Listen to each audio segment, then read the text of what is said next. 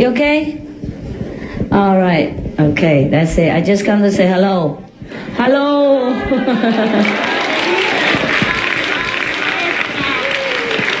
No need. No need. Okay, now sit down, please.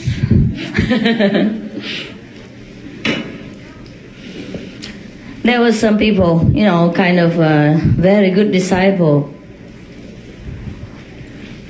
like you, came to a master, not like me, yeah. A good master, not like me. And they asked the master, Master, is there any good way to enlightenment? The very best way. Can you show me the best way for enlightenment? So master said, yes, I can. But it would take some effort on your part. Are you willing to do some little sacrifice, so-called sacrifice? You have to be vegetarian, the 5 precepts, no drug, no alcohol, no cigaretto, no McDonald's hamburger, and no fish, no shrimp, no eggs, etc. Are you willing to forsake all that for enlightenment?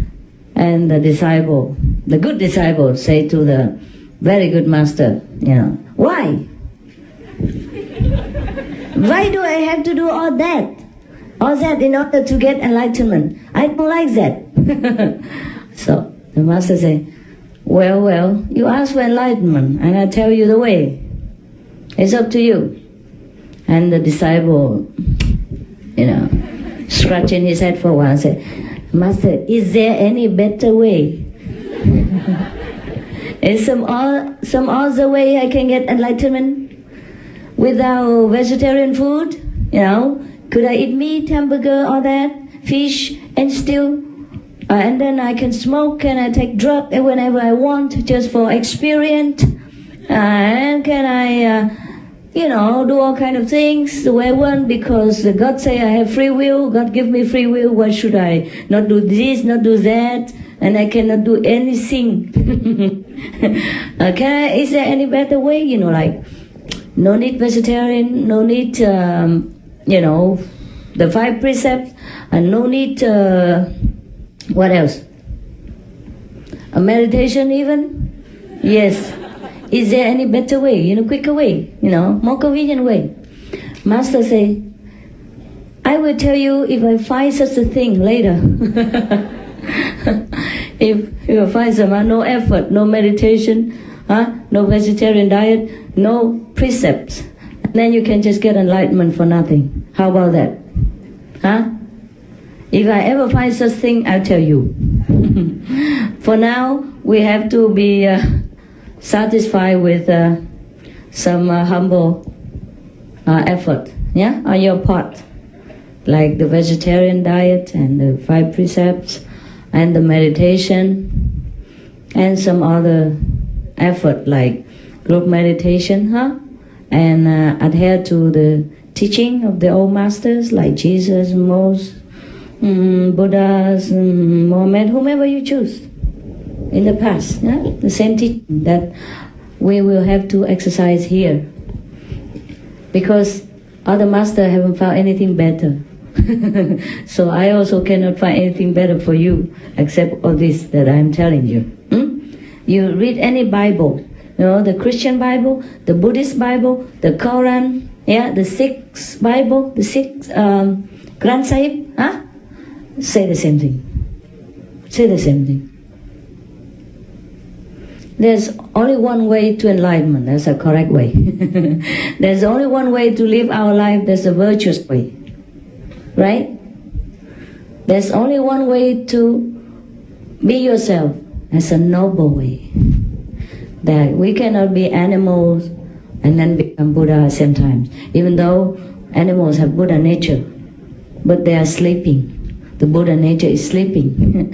So when we want to go to the higher level of ourselves, we have to do a little bit trimming.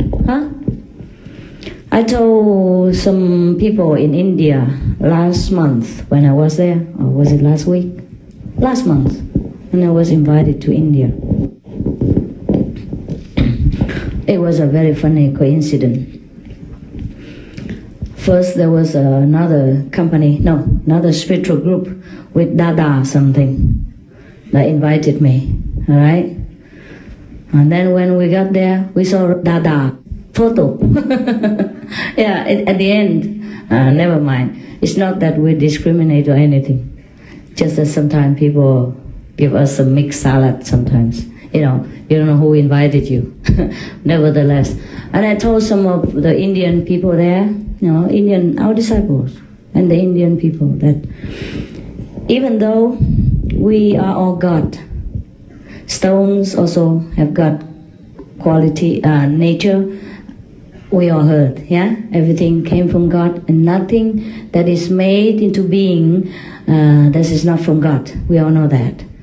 But now, as a human being, we have the opportunity to climb to a higher level of God consciousness. That's all. The reason why we do not exercise our willpower, our free will, to do anything absolutely the way we want, is because doing that, we will stay here in a lower level of the scale, in the lower half of the scale. And the other half of the scale of God consciousness, we do not know. We are all here already. And that's why we do not continue to do that. Do anything you want, be a criminal, taking drug, alcohol, meat, whatever you like. That you can do because we have free will. But that is a lower scale of God consciousness. And we are here already. We know it already. We experience it already. We don't want it no more. We want something more elevated. And that's why we have to forsake the lower way of living. And that's all. Not that because you live in a lower way, you are not God. You are by all means. We are all God. Even animals are God, trees are also God made. And is a part of God. And we are more part of God. But nevertheless, we sink into a lower level. So, in order to know the complete self, the total God, we have to know the other half. It's not that we do everything and then we become a total God. No. We already do everything there is that we shouldn't do up to now. And we know only the other lower half of nature of God. That's why we suffer. That's why we couldn't think straight. That's why we couldn't know what to do for the best. That's why our life is such a mess and a misery. And the world as it is. Suffering, war, and fear and lack of everything. Even material comfort. Don't need to do more. If we want to know the whole being of ourselves, the whole God, the totality, the sum of God, sum and total of God, then we have to do the other half. We have to learn to know the other half, the higher half. And that's the reason why we should not commit all kind of, so-called lowly actions of physical existence. And we should forsake the eating of meat and the taking of intoxicant, that if we murder our head, and blur our vision, such as alcohol, drug, cigarette, or all kind of these intoxicants. You understand? Huh? Okay. Not that you cannot do what you want. Not that I'm strict or God is strict, say, you have to be vegetarian or you go to hell. It's not like that. It's all our free will that we want to know the total God now, from today. That we got initiation, that we vow to be a more noble being. That's all our own free will. See?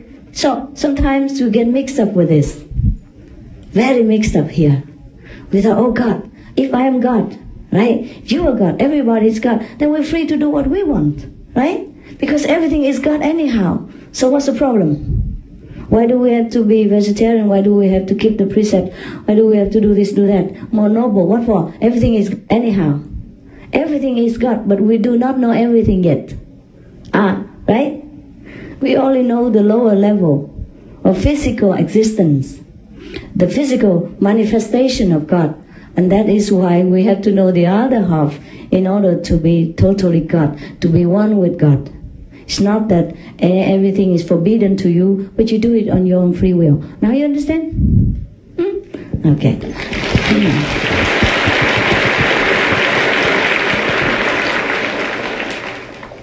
Yeah, if we don't understand this, we get very mixed up. We will be very confused. There's so many teachings in the whole planet, and more in the astral level and the upper level. There are also other teachings. If you go and encounter some of the devas and heavenly beings, they will teach you something else. So if we have to know the basic, why we want to be enlightened, why we have to be more noble, be more godlike, because the other half of God is higher consciousness, is more noble, is more wisdom, and is the other half of us that we're missing. We have to attain that other half in order to be whole, to be wholesome, to be total, to be what we truly are. And that's the purpose of enlightenment, of being more moderate in our way of life, being modest, being humble, being noble, and walk in the way of beauty and the way of glory and the way of truth. It's not that if we eat meat and we are not God, or God can do anything He wants. Yeah, God can. We are half God yet. We are God, but we only know our half. That's why we are half God. Until we totally know the other half, then we become one with God. Okay, the new one, do you have any question? You happy with your initiation? Huh? Yes?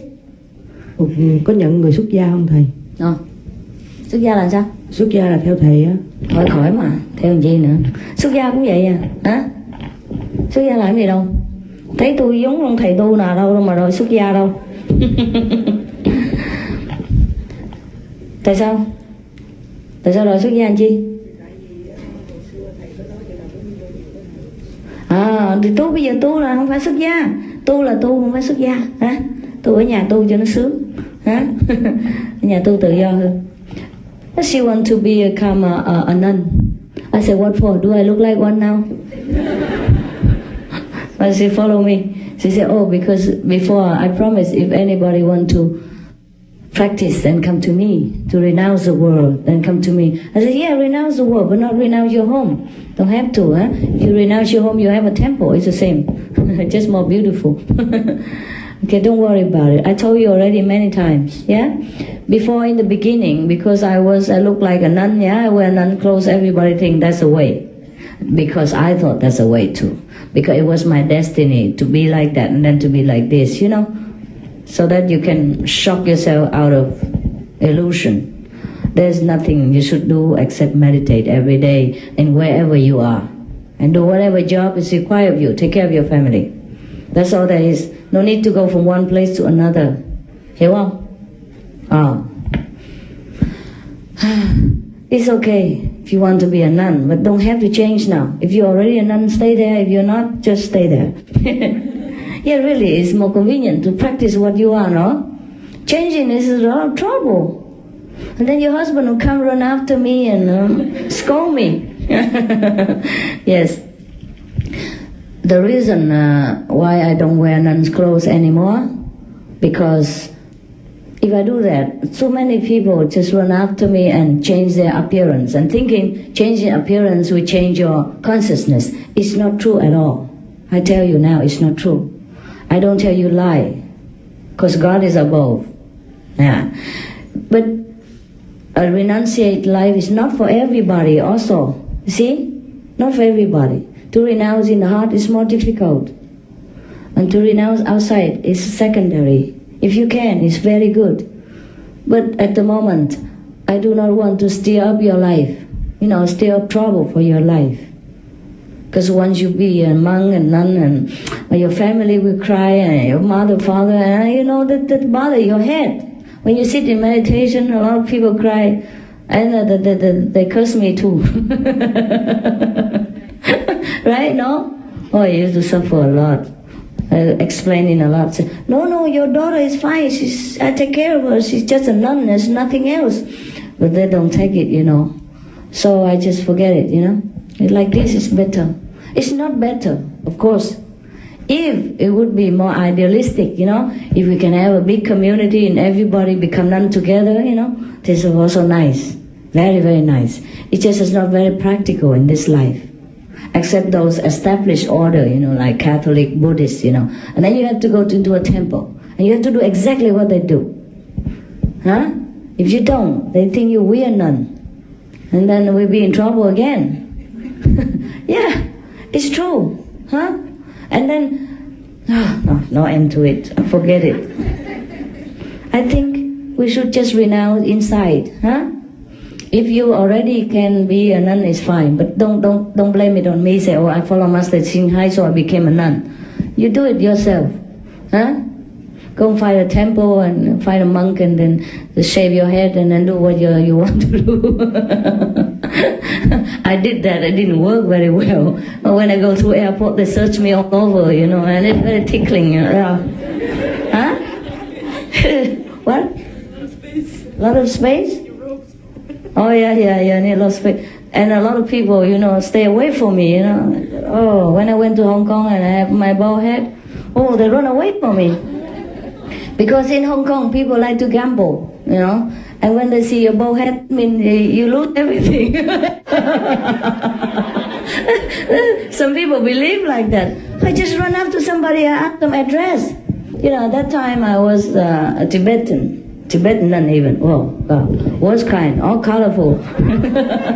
You know, more eye-scratching, yeah, you know. And I just went to Hong Kong.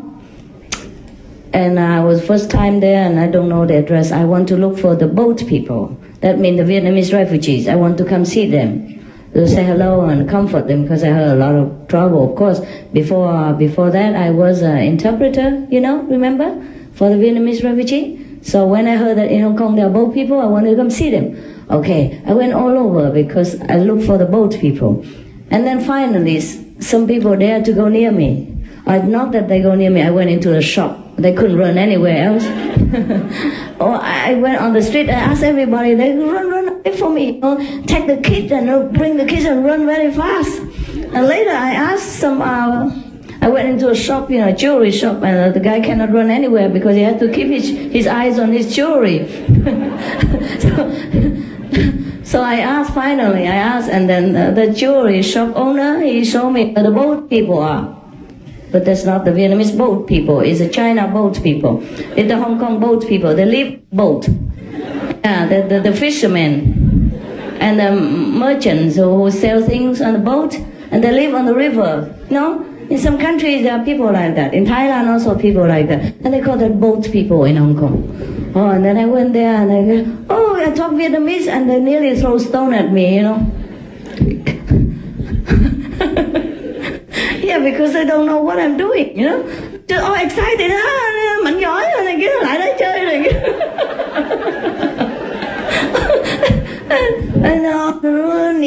Ní đi kịch đùng từ nó ngủ liền. They speak Cantonese, and I had no idea what they spoke. Okay, so the jewelry, you know, because he has to keep his eyes on the jewelry, he cannot run away. So I asked him. And then he showed me. But then I asked him why all the people run away from me. I'm a nun, I'm good. I bring good luck, no? So he said, not in Hong Kong. Hong Kong people like gambling. And if they see you have nothing on your hair, that means they lose everything. You see, a nun, I mean, whatever you have will be none left. So they're so scared. You know, it's a true story. You know, I could make a movie out of it. You don't believe what I have to encounter a lot of times. A lot of things are unbelievable. You know, you would have thought you are a nun and the Chinese people believe in Buddhist, right? Buddhism. So they wouldn't show this kind of reaction, but they did. Very funny sometimes. And another time I was in India and I wear Indian monk's robe, sannyasa, pink. And when I went through the Muslim village, they throw stone at me. Yeah, because I'm not Muslim. There's so many people with their preconceived ideas. You see what I mean? So even if you are nun, if you look different, you make trouble for yourself.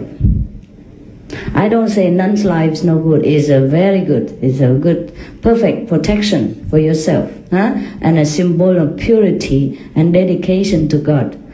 The idea is very good. It's just that it causes more trouble than not. Unless you become, like a Buddhist nun, then stay in a Buddhist country, it is safer.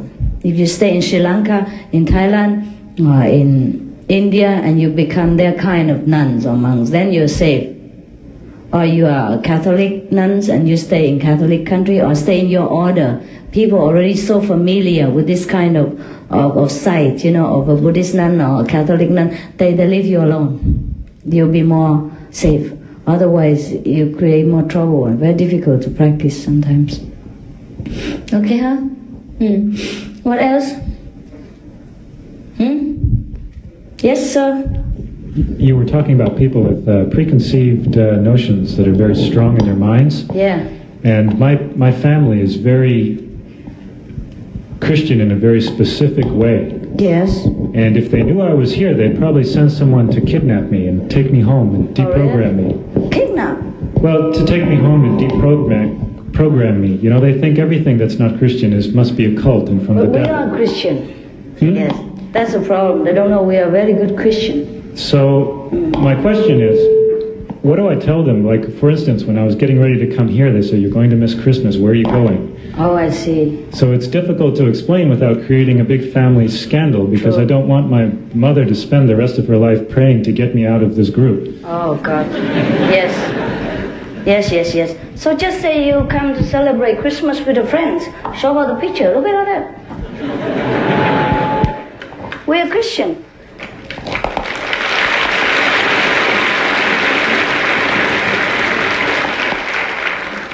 Good friends. Very Christian friends. Yes, actually we are. My teaching is very much like Jesus' teaching. In fact, you can read the whole Bible to her. Say, this is the friends that I have been with, and they're teaching that way, just the same. Just I like to be with my friends. Everybody have their personal friends, and that's normal. Okay? The parents have parents' friends. Children grow up, they have their own friends. And you say you just prefer this group of friends. It's all right. You don't go and steal. You don't go and kill people. You don't go and do anything that's against Christian teaching. You are a perfect Christian. Just tell her. You don't take drug even. You don't take alcohol. You don't do anything that is against human standard of moral, as well as the Christian standard of teaching. So you're all right. Okay? Tell them you're all right. And you have to prove it day by day. Yes, by being more filial, by being more courteous, more polite, more helpful, more tolerant. Yeah? Make a good example of a real Christian, then the parents won't worry so much. I do understand all this problem. I do understand. Luckily, I have good parents that just believe me without even my preaching one word. Somebody else already spread the message, said, "Oh, your daughter now," and then they just came and get initiation. No, I didn't even say anything. I didn't even write letter to them, say, "I become what? Yeah, they spread the news home. Anyhow, not everyone is as lucky as me, as I am, I guess. And you have to try your way to just live a very normal life. Very, very normal. That's why I just discourage the sister not to become a nun. Suppose I let her become a nun. What shall she wear now? Christian here and half Buddhist there? And on top the turban for the Sikh? And there's a thread here for the Brahmin, like Hindu? What else? Oh, we'll be a kind of mixed salad nun. Otherwise nobody's happy. And if you're a mixed salad nun like that, they think you're weird too. Not that you please everybody by a 3/4 here and 1/4 Christian and another quarter Hindu, So that's the problem. And that's why God doesn't appear to us too, in any form whatsoever. Suppose he appear like an old man with a beard, and then the Buddhist say, no, the Buddha shaved head. and shaved beard, nothing left. Yeah, and the Buddha wear, tattered rag. Yeah, and should God appear like that in a tattered rag? Tattered, right? Very poor looking guy. Then we say, oh my God, what kind of poor God that is? If I follow him, I will go bankrupt. And if God appear in all splendor with diamonds, such as the Madame Ching Hai, then they say, oh, none of the master I knew is like this. It's so opulent, no good. God is supposed to be simple. Yeah. You tell me what kind of God you want to see? Very difficult. And should God even fly down from the sky? They shoot him before he landed. Yeah. Can you imagine that? Or maybe FBI or CIA. Oh God, the alien. Yeah.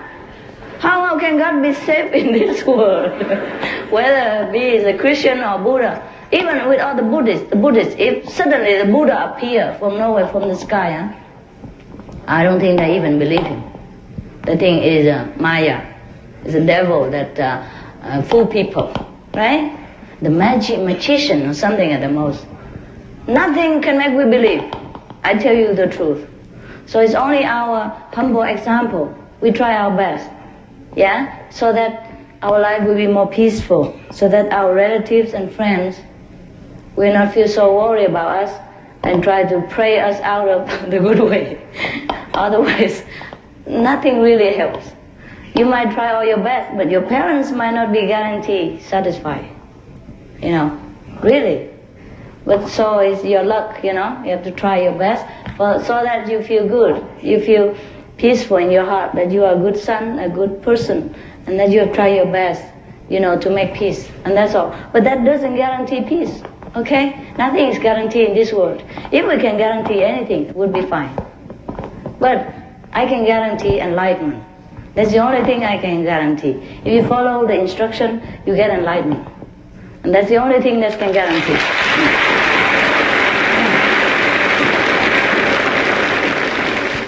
Some more question? Can you explain about in eggs? Egg? Yeah, in eggs. Okay. There is a tape in Australia last year. No, this year in May. Huh? Is it in May? Yeah. Oh, I forgot the day. There's a tape in Chinese or something. Was it in Chinese? Talk about egg? When somebody eat egg, the body become very black. The ethereal blood. Yeah, the invisible energy of the blood in the body and the light become blackened. That's why most of the black magician, actually you can see, one of our initiate, when she meditates, she saw that. Okay? So they dare not eat egg no more. Egg has the potency, to draw the negative energy. And if you eat it into your body, it draws into your body. Understand? Besides, the egg has some life in it. And sometimes it's infertile, but you never know. Okay? You never know if it's fertile or non-fertile. And eggs is it's not very good for our system. Some of the scientists has proved that if you eat egg a lot, you have liver problem. Also, it's a very concentrated protein. It's very difficult to digest for the body. Even though for a lot of people they eat it as a substitute for other things in vegetarian diet. But nowadays we have substitute eggs. So it should be no problem. And in any cakes that you used to bake with egg before, if you don't have substitute egg, you can use yogurt in I'll say the same portion. Use yogurt instead of egg, and the cake is just excellent, exactly the same, without the stinking taste of egg and smell. So you miss nothing. You miss nothing in this life without egg, okay? The black magician, they use egg to draw the possessing spirit out of a possessed person. Many of them use that. They throw egg on the person or they do something with the egg, okay? So that the spirit comes out of the possessed body. So we don't want to draw that into our body either, okay? Whatever I teach you is for your own good. If you don't want it, you can try and then you know the difference. Actually, egg is thinking. How you eat it? I don't know. After a while, you cannot like it. You cannot. After your body is purified and you become a good spiritual practitioner, there's nothing you would like to eat in such a nature as eggs or fish or meat, you know. Even the smell of it just make you feel want to vomit, throw up. The vegetarian food, is this better or this better? This? Okay, then I use this. This one for the people.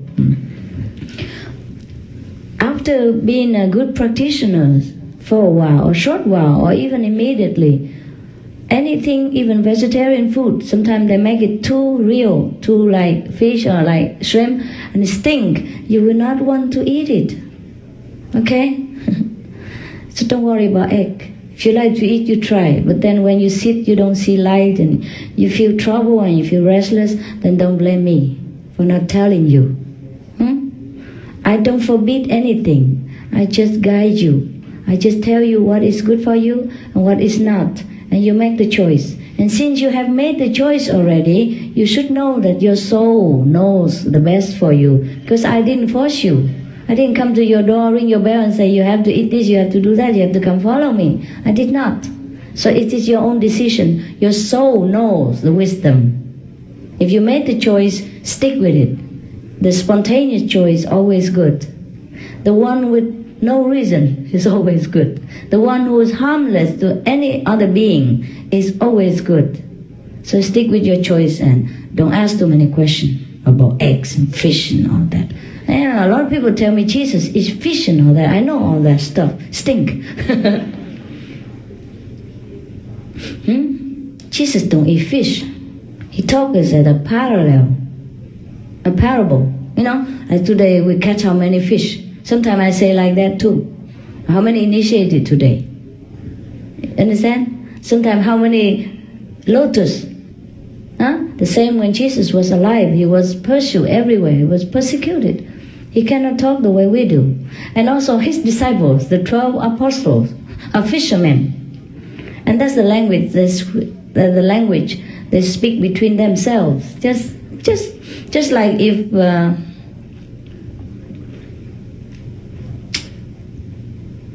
don't know.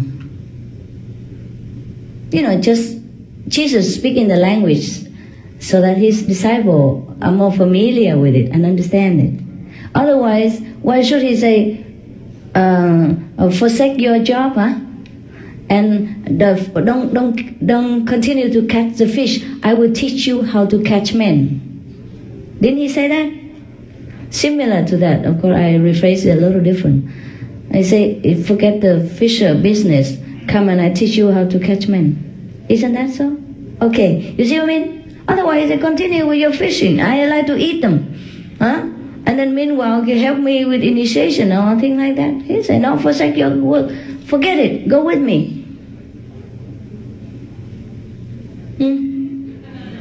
But a lot of people think Jesus eats fish.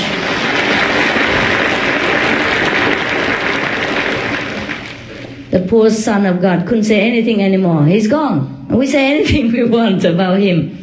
He say anything so clear in the Bible, you know. Don't be among the wine drinker and flesh eater. Flesh including fish. Not the flesh of the fish, also flesh. Okay? And he say something like, also in the first chapter or first pages of Old Testament, God made every food for all living beings. See? He didn't say he make animal for men to eat. He said for us to rule over them. And they will be our helper. Yeah? We can rule over them. But he say, I make all the fruit in the field, all the herbs that's beautiful to the look and to the eyes and good to the taste, that shall be your food. He didn't say animal included. Did he say that? No. He said he made food for animal too. And he made food for man. Food for man is a fruit on the trees that is pleasant to the eyes and good to the taste. And all the herbs in the field, these shall be your food. Okay? Anyhow, study the Bible is enough to be vegetarian. I'm surprised why the Christian are not. Really. All the things that God say in the Bible, forbid the killing, forbid the eat of meat. Who tell you to kill all the sheep and the he bullocks to make offering to me? Your hands are full of blood because of the killing of the innocent. You have to repent, or else I don't hear your prayers. I'll turn my head away. Isn't that clear enough? If God say that, we shouldn't eat anything at all that does have blood on it.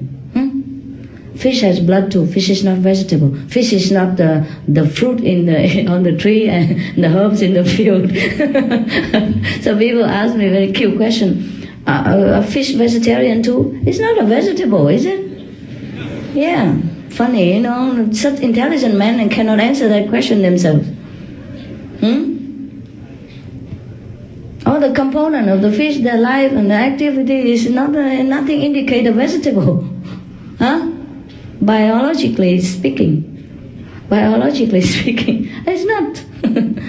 Okay, next question. My most respectful Supreme Master, thank you for giving me a chance here for initiation. My whole body and all the cells are prepared for this initiation, and that's why I start eating nothing for one day, and I'm going to take this upavas for as long as this retreat lasts. Do you encourage me? You don't eat anything? Yeah. For all the retreat? Yeah, Did I tell you to do that? No. Then why you do that? What for? I was told that by reading your books, you suggested maybe at least one day in a week, one should not try to not eat anything, right? Did I say that? Something like that. Did I? Maybe I did, but I forgot. Did I really?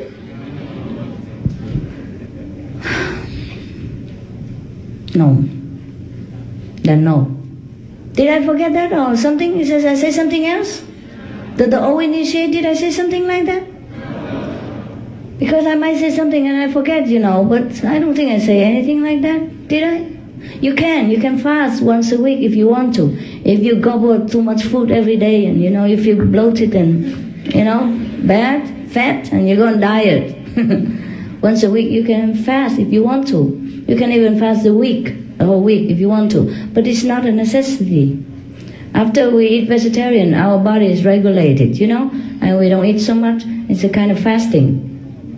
And for the people, like, for example, maybe I say something in relating to Christian, habit of Friday. Friday don't eat meat. Yeah? Something like that. Because they eat meat the whole week, so maybe Friday they want to stop it. Just like the Buddhists, they cannot, the convenient method people, they don't eat vegetarian the whole time. They eat whenever convenient, or they eat the 1st of the month and the 4th of the month and then 6th of the month and 15th of the month and then 23rd of the month, sometimes 6 days a month or 10 days a month, those things. Yeah, because they eat meat all the time and they want to be partially vegetarian, and we give them convenient method. Maybe it's like that, okay? But if you're a vegetarian, you don't eat that much anyhow. After a while, you eat maybe twice a day, once a day. You don't bother even that much about food. It won't enhance the meditation level or degree? I don't think so. It will enhance your how you say, your weak resistance to cold, and you might catch a cold. Thank you. Don't do anything extreme, okay? If there is a reason you want to fast a week, you can do. But if your body is strong enough to resist it, if you don't fall asleep during meditation, if you don't feel too cold, if you don't feel so burning sensation in your body because of lack of protein and fat, and then the body will begin to burn your own fat and protein, and you feel burning for a while. Then you have to drink juice, okay, some juice, or drink lemon juice, or drink orange juice, or all kind of juice, okay, to keep the body cool, keep the engine cool, just like the car. If it runs without water so long or without petrol, it's burned. Understand? Our body is like an engine for the beginning, like that. But of course, some of the people, they practice very long. Some yogis, they can go on without food for a long time, or forever also. But this is not a necessity. Yeah, it's not a necessity, and it is not a vehicle for enlightenment. We can do that sometimes to purify our body, or to maybe to somehow to, we feel that it's lessen the desire or the lust within our body once a while, if we want to be. But you have to take care of your health and do it properly. Understand? Don't drop dead on me. Yeah, next one. Master, can I ask a question? I'm not sure if you can. First of all, thank you very much for the opportunity to come here and listen to you tonight. Yeah. I'm sure that you've explained the subject that I'd like to talk about before. I've looked in magazines, I've seen videos, but I still haven't found an answer. I've been dealing in energy healing, Reiki, and I know that you've talking to past lives, talking to actually healing people, and I know that your teaching is against it, or that's my interpretation. Just wondering what the reason for that would be. Because these are using ego and human energy, also astral energy. It's not the natural power of God. The natural power of God is like this. You don't do anything, people get healed. You don't need to lay hands on people. You don't have to even think of them. You don't even have to pray for them. If they just think of you, they're healed. But that is if it's God's will. Are you Christian, by the way? Are you Christian? I believe strongly in God, yes. Okay, fine. Now, let me remind you something about Jesus. He's supposed to be the great healer of this time, huh? Remember what he said to his mother when she bring the water in and asked him to make it into wine? What did he say to her? Was he happy? Oh yes, I'm going to show it. Yeah, now is the time. Yeah, come here, let me show you. No? Did he say that? No. What did he say? I have no idea. That's a good Christian you are. Okay, let me, a very humble atheist, tell you. Humble non-Christian to tell you. He said, Mother, why did you make me do this? Reluctantly. Okay? Another time, when the son of one of his followers lay dead or something, and they asked him to go and lay hand on him, so to revive him again, he was also very reluctant to come in, to do that. Okay? That's the second time. The third time, somebody touched his garment, touched his robe, huh? And she was healed of a very serious disease. Remember? You remember that, huh? And then she thanks him profusely. Remember? That you remember. I do remember that. That's good Christian. And what did he say to her? He said that someone touched him, and the apostles mentioned that many people are pushing up against you and touching you. And Jesus responded that, no, somebody touched me in a particular manner and drew power and energy from me. No, but then the lady thanked him for healing her. And what did he say to the lady who is healed by touching his robe? What did he say to her? Your faith healed yourself. Yeah. He don't claim credit. He didn't say, I did that. Did you see that? He said, I did that. I healed the lady. It's my power. Never. Because real healer don't do that. Real master never claim credit. That's the third time he don't claim, right? The fourth time, I mean, maybe the order is topsy-turvy, but another time he say, it's not me, it's my father. Who does it? So, who are you to heal people? And claim it. People will think it's you who heal them. And they cling on to you instead of cling on to God. And that's the problem. We're helping people by all goodwill and good intention, but because we do it in the improper way, we hinder people coming to know God. You understand, brother? I'm not accusing you. You ask me, I have to tell you in the most direct way I can, risking your anger and wrath and maybe walk out on me even. You see what I mean? People will come and thank you and remember you. And you are the person there standing between them and God.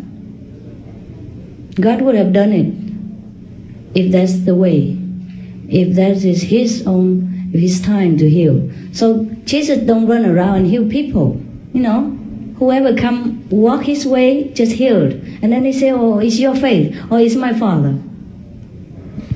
Even if He can do that, He refrained from doing that, for fearing that people will claim Him for what He is not. They want people to remember God, not just remember a personified God, even as Himself, as the Son of God. Okay, brother, am I not clear in any way? Can I say something else in relation Please, to of that? course, of course. It's quite funny. Immediately after, I have a little building in Melbourne where I have both the office and I have a little Reiki gathering with people coming every week. Yes.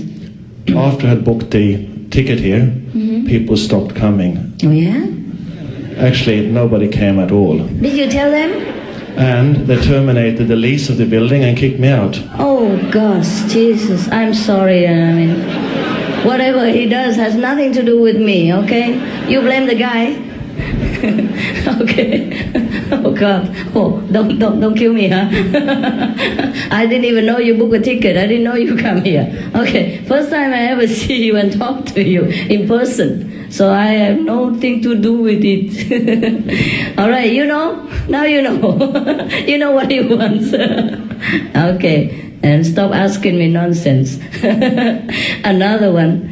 But, okay, you all right? That you have another job to do? You okay, huh? And you're not angry with me because telling you all that? Well, the reason, the consequence that I suffered, that's the reason I had to ask why. The consequence is suffering? That I had been thrown out. I have other work to do as well. Oh, I see. The termination of this little practice. So sudden and everybody suddenly stopped coming at the same time. Yeah, I feel it's very strange. What are you doing to this guy? I don't blame anybody. It's fine by me. How can you blame me? Who is doing this? Nobody did anything to you. It's just this guy. He's funny. He does what he wants. I told you. Okay, so now you know what to do. You know exactly what to do. No need I talk too much. Yes, brother? Yes, Dear Master, I'm really happy and excited to see you. My question is, I think I don't love myself enough. Kind of inferiority complex. What do I do to love myself more? And also, how important it is to be sociable in being a practitioner. And what is a good balance between socializing and being by yourself? God, can write a book on all this. Okay, number one, why don't you love yourself? What is it you think that is bad about yourself? There must be something that you feel that you are unworthy. Tell me about that. Can you? Yes.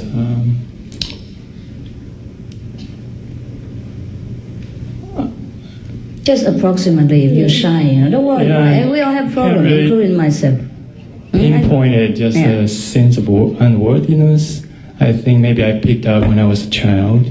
And I was very concerned about my appearance, for example. Okay. And people say I look good, but I feel I don't look good, and things like that. Oh, you're good looking. Is he good looking?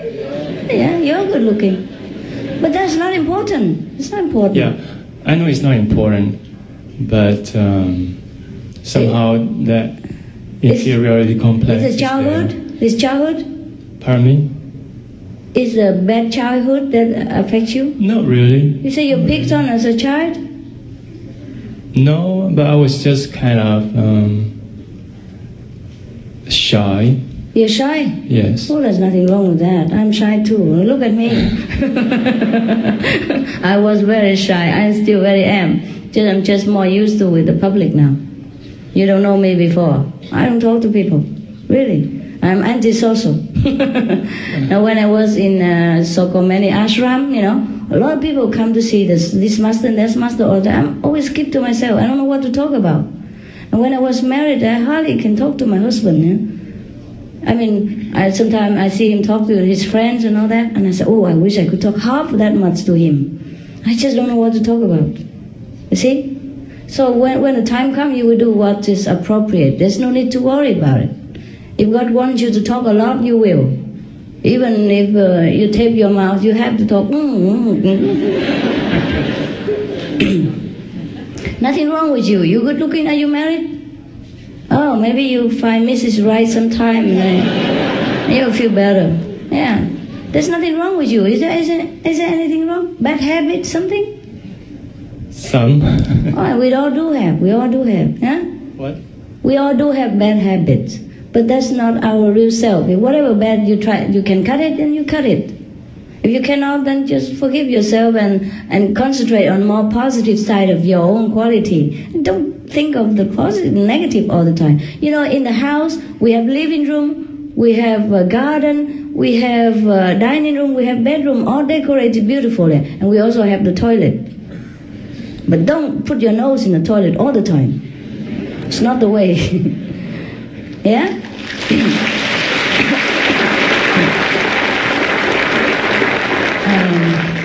About socializing. If you can be sociable, agreeable, that's all right. Otherwise, just smile. Yeah? Wherever you go, people smile at you, just smile at them. If they don't smile at you, just smile at them. It's okay. You don't have to talk. You don't have to always go everywhere and try to make this friend and that friend. Let things happen naturally. That's very normal.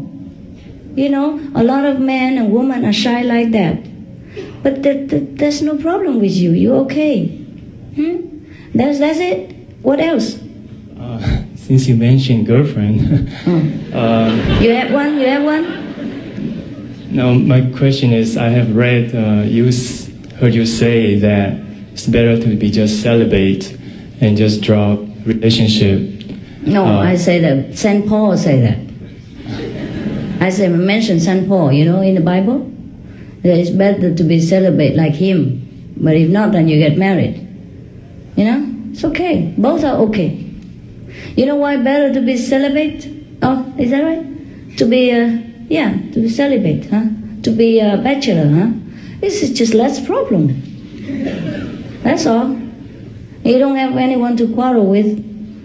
Huh? When you go anywhere, you don't have to report, I'm going where and what time I come back. And woe to you if you don't come back on time. That's a problem. But there are other things, you know, like you have companionship. You have people to share with you your sorrow and your dark moments and your depression and your joy, you see?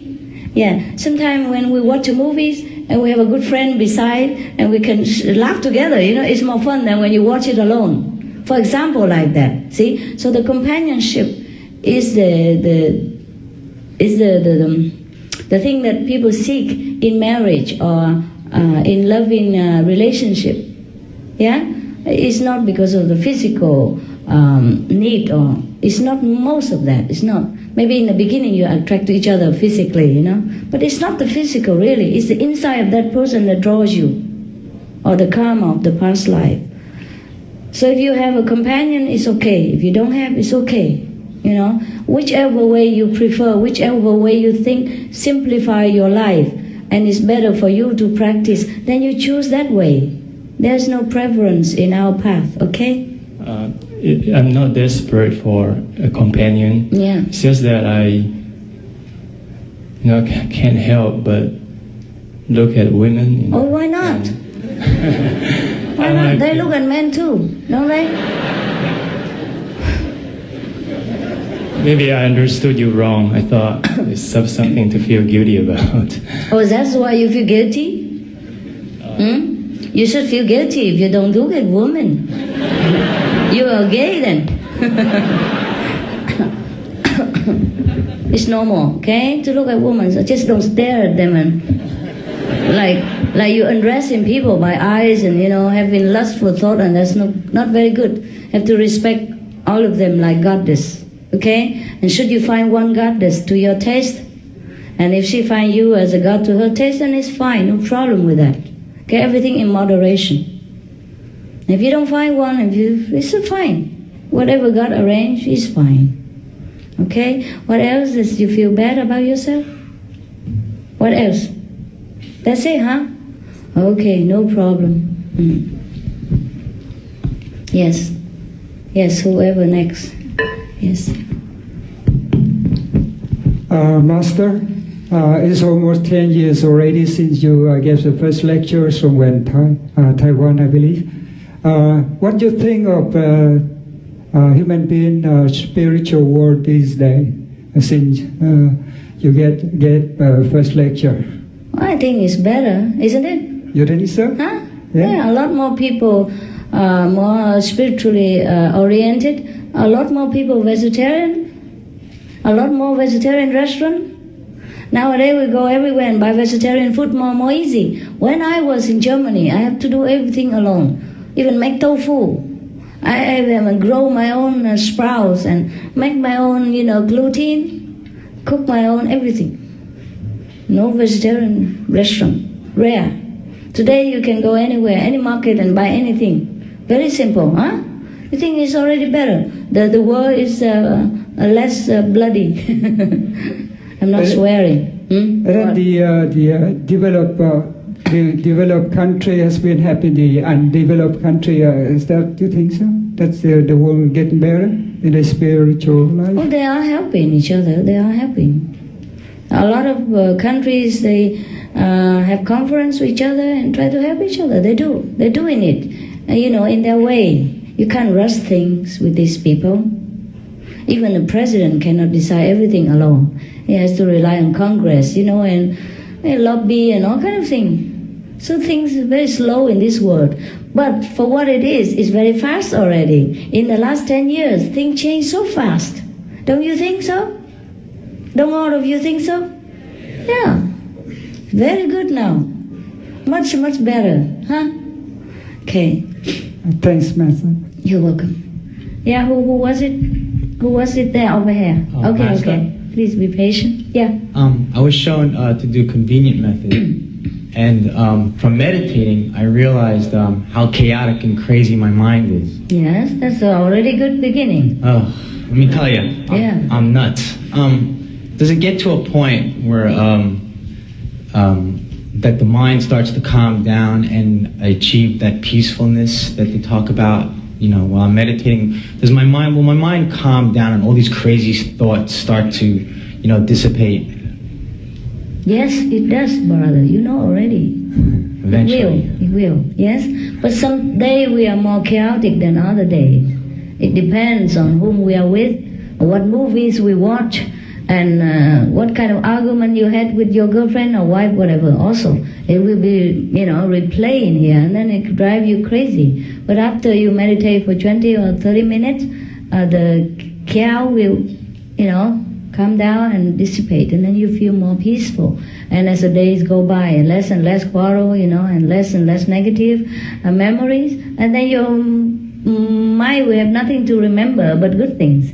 And then it has the food from spiritual nourishment, and then you become more and more calm. Of course, that's why we meditate every day. Or else I tell you, get initiation, become a Buddha, die, finished.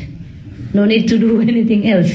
See, we have to do it every day because we interact with a lot of people and a lot of situations, and that's what makes our mind crazy.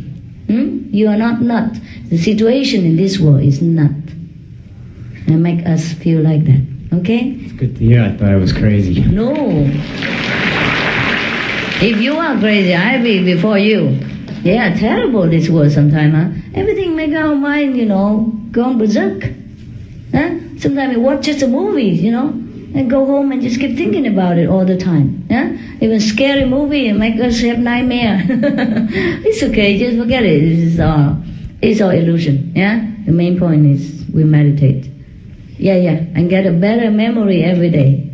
And then all the negative will go away. Hi, Master. It's wonderful to be with you here this evening. Thank you.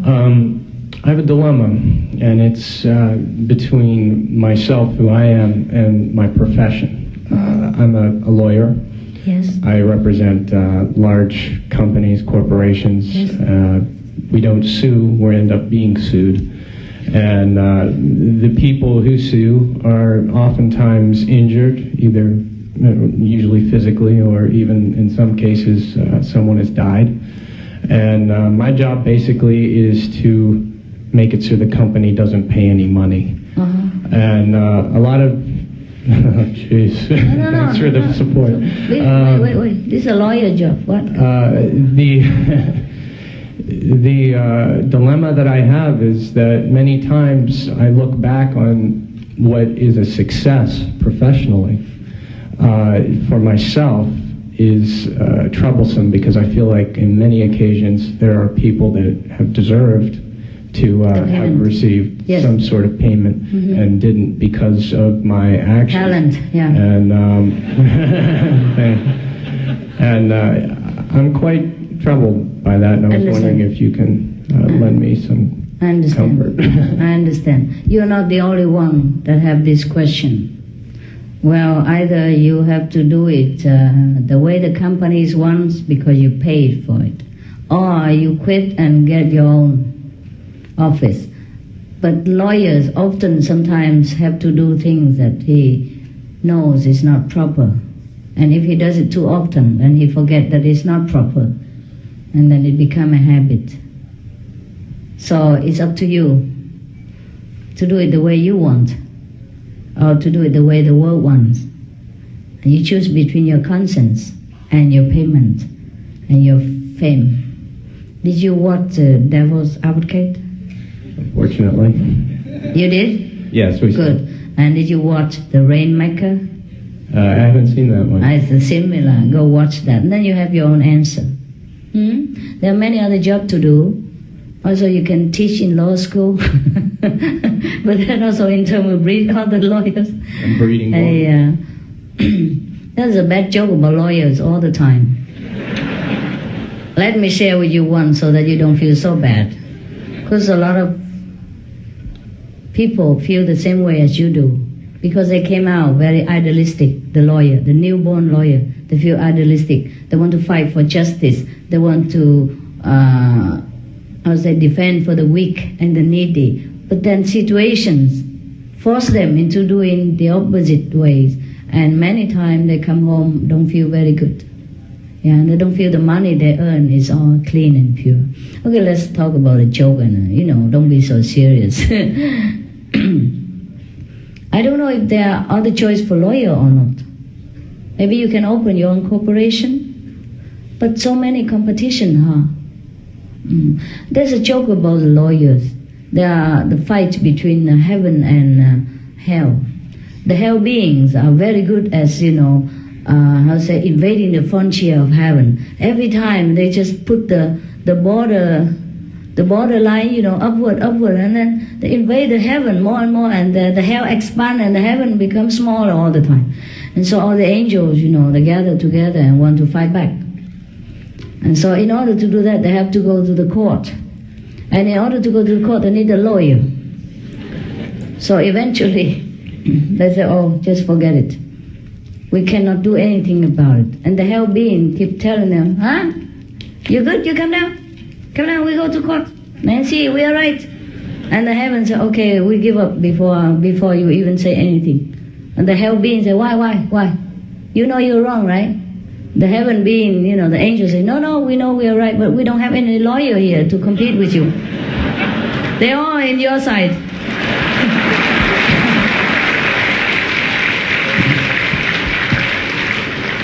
And another bad joke, but don't tell all the lawyers. I read it in, read the digest or whatever. your American literature. It's not my fault. I didn't invent all this. One time, the priest, the Christian priest, father, went to heaven. And then Saint Peter came out and greet him and give him a motorcycle to run around and a small house, a mobile home to live in. And then the priest was happy and ran around and live in his mobile home, because being a Christian priest, he was taught to be humble and renunciating anyway. So he didn't care. He was very happy in his house and with a motorcycle, and then he ran around until he find the big mansion, glorious big garden and roses blooming and all kind of exotic plants in the garden, a big Mercedes-Benz parking outside and all the Rolls-Royce in the other side, and the house is like a palace. And who lives in there? A new dead lawyer. So he was very perplexed. He came to St. Peter and complained. He said, Father, it's not that I am small-minded or try to complain. I just wonder why, as a servant of God, we dedicate all our life to serve God and forsake everything. It's not that I crave for material comfort, but I wonder why, as priests, we are assigned to small mobile home and a motorcycle.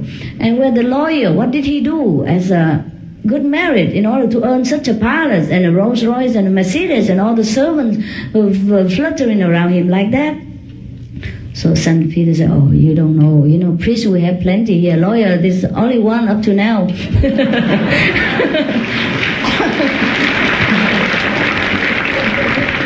That's enough for you, huh? Okay. Very difficult to be successful in this world and to keep our standard at the same time. So it's up to you to choose your way of life. I cannot tell you. As long as you're paid by the company to defend for the company, you have done your good job, because that's what you're paid for, and you're faithful and loyal to your company. Nobody can blame you for that. But on the other hand, your conscience will tell you that that poor employee have nothing left. Yeah, after he die or he have accident, his life finished. His family future is darkened, and your conscience will not rest. And that's what's the problem. Not that you're wrong, or not that the company, not that the person is right. It has nothing to do with that. As far as your job is concerned, you have done excellent. That's what you have to do, because you're paid to do it. So you have done well. But it's up to you now to choose between being a successful lawyer and a conscientious human being. All right? There are other jobs to do. Yeah. Selling tofu outside. Delivering pizza. The problem with us is that once we climb the ladder of success, it's very difficult to stop there or climb down. But very easy. Very easy once you renounce inside your heart, knowing that clean conscience and a peace of mind worth every piece of gold in this world. Then you decide. We don't have to live in Beverly Hills. We don't have to live in Capitol Hill. We can live in a mobile home, which is very cheap. And a second-hand mobile home costs about $20,000 or $15,000 or sometimes $10,000 or $5,000. And you don't have much to clean. You don't need to servant once a month or once a week. That's what I do. Huh? I'm living in a mobile home right now. If you laugh at me, you can. I can afford more than that. But at the moment, it's not necessary yet. Understand? I could have a bigger house, then I have to depend on a lot of people for cleaning and filling the house up and mowing the lawn and all that. This a lot of unnecessary expenses. It is a privilege and a prestige to live in a big house, to have a name car and all that car, if you can afford it. But if you cannot, a second-hand car will do. A mobile home will be fine. You feel very happy when you don't have debt to pay, when you don't have anyone, that blame you, and yourself don't blame yourself for any wrongdoing. That is the best mention that you can ever have for yourself, the peace of mind and the clear conscience. I tell you, that's why many masters tell you to forsake the world in order you can gain heaven. Whoever cling to life will lose it. Whoever forsake life will find eternal life. That's the meaning of it. We are too bound with material comfort and must and do and don't. And we forget to liberate ourselves from all this. We don't need all that. You don't need to go to Beverly Hills for a party. Yeah? You can forsake them all. You can leave all the friends that is posh and rich and make us feel competitive and make us feel we have to forever claiming to be with like them. You don't have to. After a while, you're tired of party. You're tired of big friends and names and all that. You just like to stay home and be in your own room, small room even fine. You meditate. And you feel so good inside. You don't need any material show off than any job we do. Because we don't depend on job. We don't depend on fame and prestige to live our life. We depend on God. We depend on the inner tranquility and the clear conscience. That's why Jesus said, blessed are the pure in the spirit, for they shall know God. You have to become like a child in order to enter the kingdom. That's what it is. We cannot become a child if we always forever having to strive to be like next door. Yeah?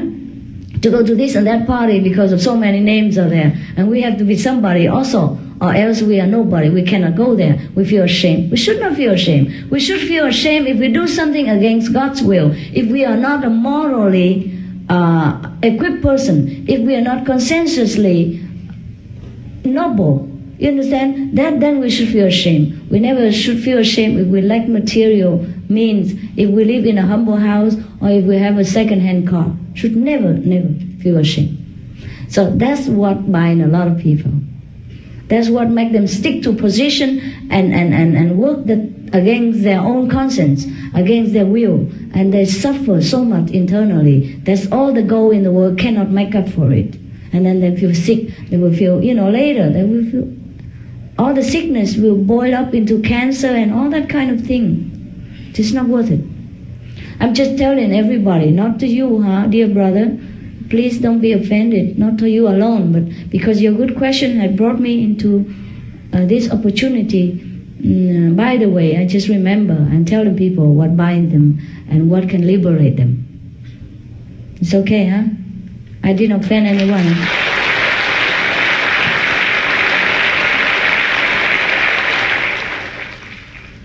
Yeah, money is a poison. This is poison a lot of people and damage a lot of good person. And fame and all that illusionary prestige. There are a lot of lawyers in here, so don't worry about it. They know what you are talking about. Good that you brought it up. Is that okay now, brother? Anything else? Yes, okay. Hi, Master. I'm a portfolio manager, and at my job. You are what? A portfolio manager. Basically, I work at a company where we manage billions of dollars. So yes. All I do is think of money all day. Yes. And when I get home, when I try to meditate, even when I try the hardest, money just come to my mind. I mean, when I first initiated, like 3 or 4 years ago, I'm able to get that peace and tranquility in meditation. Yes. But now, no matter how hard I try, I just think of the best way to make more money. And it's really hard. I want to be successful in work, but at the same time, I don't want to lose my spiritual practice. Yes. And I even thought you teach that we could do both successfully in life, but I'm having really hard time to reconcile how I can do that successfully. Oh, and really? just like with the lawyers, other people working, how can you do successfully in both? It's just really hard because. Well, what's wrong with managing the money? I don't understand. What do you have to do? Because we invest a lot of money. It's just like thinking way of how to invest, how to make money, or how to take other people's money for your own advantage. But I mean, basically, it's just a way how to make more. It just make my brain think of making money all day. And when I get home, I have a hard time to put that aside and say, okay, this is a game, this is an illusion, and go back. It's hard. I don't know how to do that. But you meditate with money all the time? I mean, there's no way you could just leave it for a while and think about it later? I try, but but sometimes or all the time. Sometimes you think of money in your meditation, or all the time, every day, every minute of meditation? Not all the time. Even when I recite the 5 names, even when I do work. But most of the time, when I don't notice, occasionally just money come back to my head. Oh, that's all right. A way of how to do. Okay, that's all right. This is your work conscious. It's like when I'm focused on something, I'm just like, it's always come back to me, and it seems like these days that I'm not focusing on, I'm having a hard time focusing on my spiritual practice, but more on my aspiration of what I want to success in life. And I don't want to lose the other part. And I understand how I can achieve both successfully. Just hang on. Just hang on there. Hang in there. One day it will change. When you're fed up with it. When you had enough with money. Well, if you want, you can change the job, and if you don't want, you just stay there and hang on to both, as much as you can. Well, what can you do? You cannot forget your job, whatever we do before the meditation, it will go in the meditation for a while, and after 20-30 minutes, it will come down. Sometimes it doesn't. Then you have to try another time, and you try more. Okay? Try more the Quán, the sound method. Thank you. You're very welcome. Okay, any other question after dinner? Okay? You have to go eat, because we have to regulate and we have to wash the dishes and all that, and the people have to get initiated. I see you later, okay? You can ask me again.